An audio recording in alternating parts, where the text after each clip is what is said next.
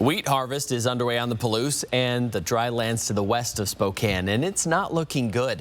4 News Now has been following the water concerns of farmers since spring when we talked with Ryan Poe about his wheat field near Heartline. The 5th-generation farmer told us it was the driest spring he'd ever seen. Now fields that should be amber waves of grain are full of decimated crops.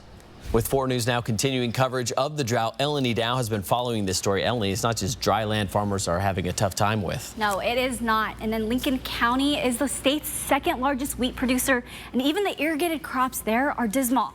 It's not just crops either. Ranchers are having to reduce the sizes of their herds because there's a lack of food and water. This year was already shaping up to be a tough year for ranchers in the Davenport area where the Whitney fire swept through last year. This is video from that fire. You can see it burning massive stacks of hay. It also wiped out pastures that haven't grown back because of the drought. Hay production is also less than half the normal amount. The production in this field near Spangle is only 1/4 to 1/3 of the normal amount.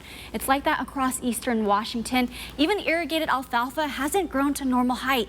That'll also hit horse and other livestock owners. Prices will go up and hay will have to be brought in from other places. Now here's video from farmer Allison Vibrock Stevenson showing combines working to bring in the harvest in Wilbur. She's already seeing a smaller yield this year. In other counties, some farmers even had complete crop failures, unable to harvest.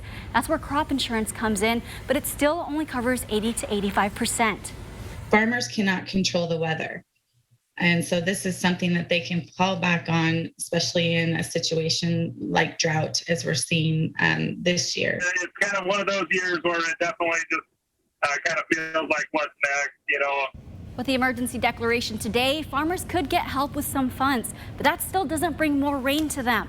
Farmers tell me they're concerned about planting in the next few months for next year's harvest if they don't get any more rain. I'm told if this continues for another year, the impacts could be detrimental.